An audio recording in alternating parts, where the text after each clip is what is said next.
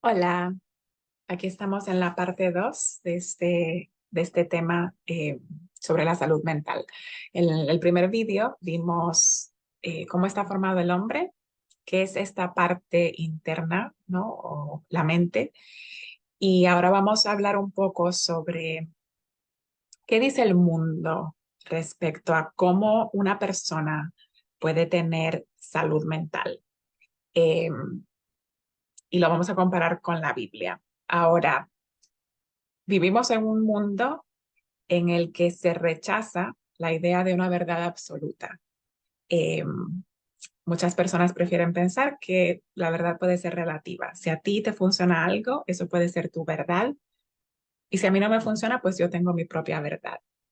Pero como hijos de Dios, entendemos que la verdad está en la palabra de Dios, porque Dios es verdad. Jesús dijo, yo soy el camino, la verdad y la vida. También le dijo, cuando oraba a su padre, le dijo, santifícalos en tu verdad, tu palabra es verdad. Entonces, creemos y sabemos, tenemos la certeza de que la palabra de Dios es verdad. Entonces, siempre que vemos algo, que escuchamos algo, que leemos algo, lo primero que debemos hacer es filtrarlo y decir, eh, ¿se ¿se puede reconciliar lo que estoy escuchando, leyendo, viendo? ¿Se puede reconciliar con la Biblia o es algo completamente eh, opuesto? ¿Es algo que es compatible o no?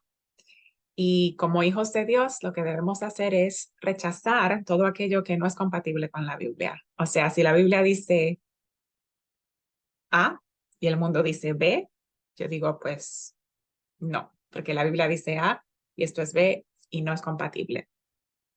Y lo que quiero hacer ahora es hablar un poco sobre este tema de la psicoterapia, ¿no? Hemos visto que estamos compuestos de una parte material y una parte inmaterial. Durante siglos, la parte inmaterial del hombre se trataba espiritualmente, ¿no? Con base en la Biblia. La iglesia, estoy hablando de la iglesia. Eh, pero con el surgimiento de la psicoterapia, muchos han sacado la Biblia como la fuente de donde podemos obtener ayuda para nuestros problemas y lo han reemplazado con las filosofías del mundo. Ahora, quiero tener cuidado, no estoy hablando de la psicología en general, estoy hablando de la psicoterapia, que es la rama de la psicología que trata con los problemas del hombre, ¿no? Como dije al principio en el primer vídeo, eh, tuve el privilegio de que personas muy sabias invirtieran en mí y mucho de lo que voy a compartir en este vídeo con vosotros viene de mis notas de asignaturas que tomé en el máster. Y bueno, eh, quiero leeros un par de datos que son interesantes. Basado en un estudio de más de 2.000 individuos, 2 de cada 3 neuróticos se mejoran dentro de un periodo de 2 años, busquen o no busquen la ayuda de la psicoterapia. Esto lo dijo un psicólogo inglés que vivió entre 1916 y 1917, apellido Eysenck. Este mismo psicólogo dijo que el nivel de mejora de los neuróticos del siglo XVII es similar al de hoy en día, aproximadamente 2 de cada 3. Hay un problema. La psicoterapia fue popularizada en el siglo XX. Entonces debería haber una diferencia, ¿no? Entre los, las personas que se mejoraban en el siglo XVII y las que se mejoran en el siglo, está hablando en el siglo XX, ¿no? Ya estamos en el siglo XXI, pero no ha habido un incremento en la mejora, sino que es más o menos igual. Otro dato, es que hay poco acuerdo entre terapistas profesionales en cuanto a cuál terapia es la mejor. Y otro dato es que hay una correlación directa entre el número de consejeros para la salud mental y la necesidad de sus servicios. Es decir, mientras más eh, psicoterapeutas, más aumenta el número de personas que necesitan psicoterapia. Debería ser lo opuesto, ¿no? Mientras más psicoterapeutas, menos personas lo necesitan porque se van curando, pero no es el caso. Ahora, eh, voy a compartir mi pantalla y lo que vamos a hacer ahora es que vamos a comparar tres grandes ramas de la psicoterapia con la Biblia, ¿vale? Y como dije hace unos momentos, no hay un acuerdo en cuál psicoterapia es la más efectiva y hay muchísimas clases de psicoterapia. Las tres de las que vamos a hablar son como tres de las más, de las que más influencia han tenido y muchas otras psicoterapias derivan de estas tres. Pero antes de llegar allí, quiero que pensemos en esto, en que la psicoterapia trata con temas morales, éticos y religiosos, tales como la naturaleza del hombre, qué clase de hombre es saludable, qué clase de persona necesita cambiar, cómo cambia una persona, en qué se debe convertir una persona. Y todos estos son temas que la escritura trata. Entonces, hay que evaluar, ¿no? Estas otras filosofías que tratan también con estos temas. ¿Es compatible lo que ellos dicen con lo que dice la escritura? Y eso es lo que vamos a ver ahora.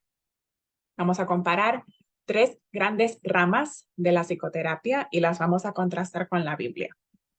Vamos a hacer esto con esta tabla de una de mis clases y vamos a mirar la teoría psicoanalítica, el conductismo y la teoría humanística y las vamos a contrastar con lo que dice la Biblia.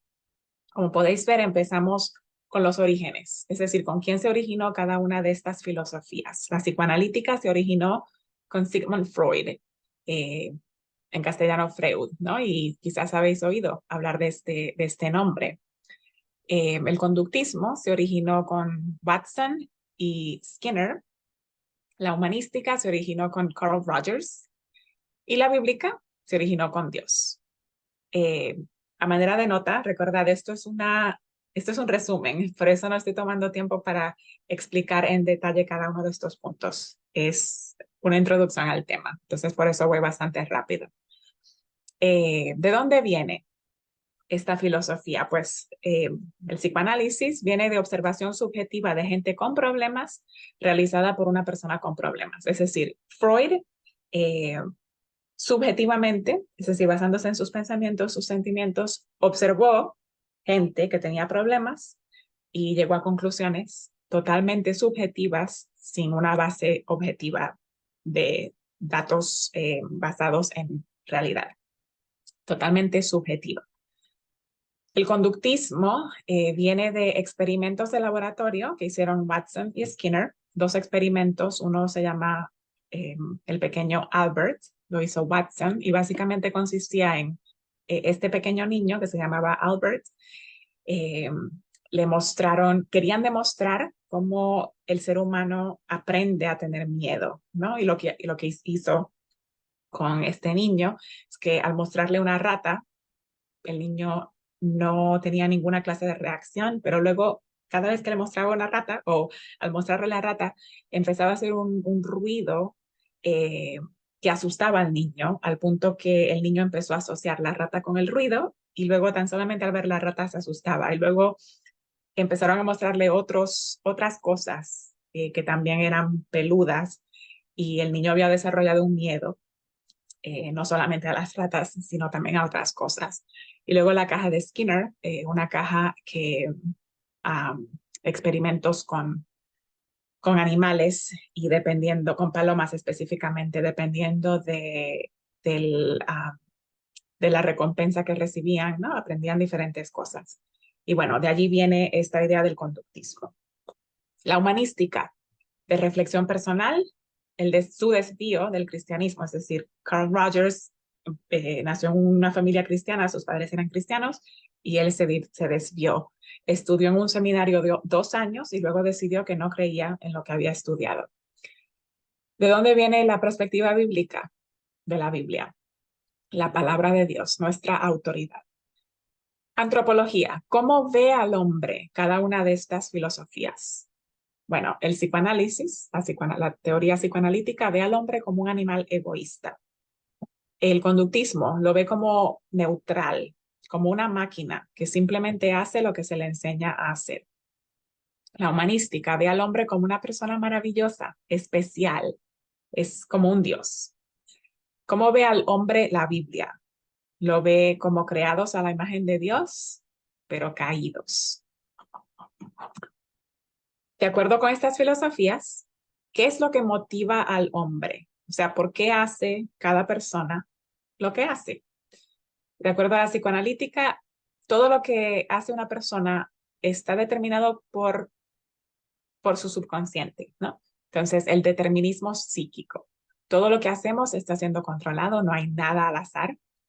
Lo motiva a satisfacer las necesidades del subconsciente, los instintos del subconsciente. Es esta idea de que el ser humano tiene una parte de la cual no es consciente, pero eso no es lo que la Biblia enseña. La Biblia nos dice que podemos controlar nuestros pensamientos, que debemos controlar nuestros pensamientos y morir al yo, ¿no? Pero el psicoanálisis dice, no, hay una parte que tú no puedes controlar y de ahí es donde vienen todos estos problemas.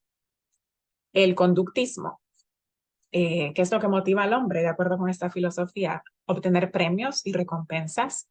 El determinismo ambiental, es decir, no es la genética lo que determina cómo actuamos, sino nuestro ambiente. Por lo tanto, si cambias el ambiente, cambias la persona. La humanística es el crecimiento hacia la realización personal o la autorrealización. Convertirte en todo lo que puedes ser. Eso es lo que motiva al hombre a hacer lo que hace. Y según la Biblia, ¿qué es lo que nos motiva? Agradarnos a nosotros mismos. Y por eso es que tenemos tantos problemas, porque queremos agradarnos a nosotros mismos, pasar por alto a Dios, ¿no? Pasar por alto a Dios y a nuestro prójimo. Ahora, según estas filosofías, ¿cuál es el problema básico del hombre?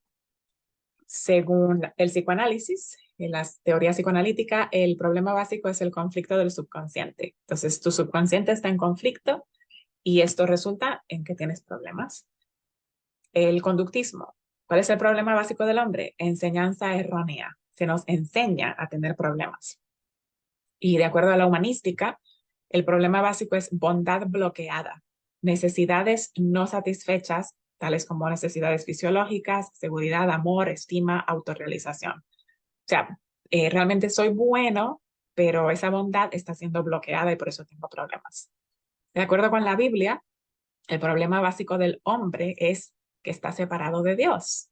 Dios nos creó para tener comunión con nosotros, pero nacemos siendo separados de Dios. Estamos separados de Dios. Nos dice Romanos 3:23 que por cuanto todos pecaron y están destituidos de la gloria de Dios, estamos separados de Dios. Y ese es nuestro más grande problema. La persona con problema, la teoría psicoanalítica la mira a esta persona con problemas como un paciente enfermo. El conductismo lo ve como un estudiante mal entrenado. La humanística lo ve como una flor marchitada. Y la Biblia ve al hombre como perdido, es decir, no salvo y fuera de comunión con Dios. Así es la persona que tiene problemas. Eh, de acuerdo al psicoanálisis, el consejero es un doctor experto. El conductismo ve al consejero como un entrenador experto. La humanística ve al consejero como un amigo especial. Y la Biblia ve al consejero como un mentor espiritual, alguien que discipula, un ministro, alguien que declara la verdad. ¿Cuál es el propósito de estas filosofías? O sea, ¿a dónde quieren llegar en en su esfuerzo por ayudar al hombre? ¿Cuál es la meta? Pues la meta del psicoanálisis es que el paciente, que la persona con problemas, llegue a estar consciente del subconsciente. El conductismo es reentrenar, o sea, volver a enseñarle a la persona, porque si el problema de la persona es que le han enseñado mal, pues le enseñamos bien y se soluciona su problema. La humanística, el propósito es amor propio y aceptación propia, es decir, todo lo que me haga sentir bien. Hay que hacer sentir bien a la persona. Y el propósito del, de lo que nos dice la Biblia, ¿no? Es que el creyente llegue a ser como Cristo. Ese es el propósito. ¿Qué metodología utilizan estas filosofías? El psicoanálisis utiliza, perdón, la filosofía del psicoanalítica utiliza el psicoanálisis, la interpretación de sueños, asociación libre. Eh, es todo para llegar a esa parte del ser humano de la cual el ser humano no es consciente, ¿no? El conductismo, ¿qué metodología utiliza? Modificación de la conducta. La humanística utiliza terapia centrada en el cliente, técnica del reflejo. Es decir, el paciente dice algo, el consejero dice lo mismo, ese reflejo. ¿Cuál es la metodología según la Biblia? ¿Cómo cambia una persona? ¿Cómo soluciona el problema una persona? La Biblia nos habla de la santificación, ese proceso mediante el cual el creyente es transformado, es cambiado. Y luego vamos a hablar más de esto en otro vídeo. Pero esta es la metodología según la Biblia, es la santificación. ¿Cuál es el resultado? Según la teoría psicoanalítica, el resultado, o sea, a dónde llegamos con toda esta metodología es que es culpar a las personas del pasado por los problemas del presente. Es decir, hay algo allí en el paciente, en el subconsciente, que debe de salir a la superficie para que él se dé cuenta de quién ha ocasionado todos sus problemas, ¿no? Normalmente tiende a ser que su madre no le amaba como debía, su padre no estuvo presente, etcétera, etcétera. Todos esos problemas tienen como base otra persona. El conductismo, ¿cuál es el resultado? Conformidad externa, es decir, cambiar la conducta de la persona, que la persona pueda conformarse exteriormente a ciertos patrones. La humanística, el resultado al que se quiere llegar es sentirte bien porque eres especial, que te sientas bien de ti, sobre ti mismo, ¿no? Amarte a ti mismo, amor propio. ¿Y cuál es el resultado? Según la Biblia, es que Dios es glorificado mientras el creyente es transformado a su imagen, porque la meta en la vida es dar gloria a Dios. Y si un creyente, si una persona con problemas, bueno, su mayor problema es que está separado de Dios. Entonces, lo primero es ser salvo. Ese es el primer problema que es que solucionar, es que la persona pueda tener comunión con Dios. Y luego que esa persona llega a tener comunión con Dios, empieza un cambio. Y ese cambio, la Biblia dice que es la santificación. Y mientras esta persona va cambiando a la imagen de Cristo, la gloria es para Dios. Entonces, ese es el resultado. Una cita para hacerte pensar. La Gestalt, como psicología humanista, o sea, la Gestalt es una psicoterapia que deriva del humanismo. Esto lo tomé de una página web de psicólogos en Madrid. Dice, la Gestalt como psicología humanista es una terapia orientada al mundo emocional del ser humano, al mundo interior, al de los sentimientos, al que muchas veces desatendemos y descuidamos, porque no se nos enseña a ocuparnos de lo que sentimos, sino a tratar de ahogar, controlar o mantener a raya nuestras emociones sin darles el lugar importante que tienen en nuestra vida, que es el de indicarnos muchas veces la dirección en nuestro camino y en nuestro bienestar. Pensemos un poquito. Dice allí que nuestras emociones deben tener un lugar importante de indicarnos la dirección en nuestro camino y en nuestro bienestar. Pensemos, ¿deben nuestros sentimientos guiarnos? De acuerdo con la escritura. He pensado en 3 versículos, pero podríamos hablar de muchísimos más. Proverbios 3:5 dice, fíate de Jehová de todo tu corazón y no te apoyes en tu propia prudencia. No confíes en tus sentimientos. Proverbios 28:6, el que confía en su propio corazón es necio. mas el que camina en sabiduría será librado. Es decir, no confíes en tu corazón. Eso es lo opuesto a lo que la psicoterapia Gestalt diría. Mateo 16:24. Entonces Jesús dijo a sus discípulos, si alguno quiere venir en pos de mí, niéguese a sí mismo y tome su cruz y sígame. Morir al yo, no hacer sentir bien al yo, sino morir al yo, negarme a mí mismo. Y eso es completamente opuesto a lo que las filosofías humanista, conductual y del psicoanálisis nos dirían, ¿no? Jesús nos llama a morir al yo. Y en ese morir al yo, somos transformados a la imagen de Jesús. Para pensar, ¿cuántos divorcios habría si la gente se dejara llevar por sus sentimientos? Creo que más de lo que quisiéramos pensar. ¿Cuántas narices sangrientas habría si la gente se dejara llevar por sus sentimientos? Muchísimas. ¿Cuántas cocinas con platos apilados hasta el techo habría si la gente se dejara llevar por sus sentimientos? Probablemente mi cocina estaría sucia la mayor parte del tiempo porque pocas veces tengo ganas de limpiar. Entonces pensemos, las filosofías del mundo nos dicen, déjate llevar por tus sentimientos. Tú eres el centro. El Señor nos dice no. Vamos a dejar allí este vídeo y continuaremos el próximo con este tema.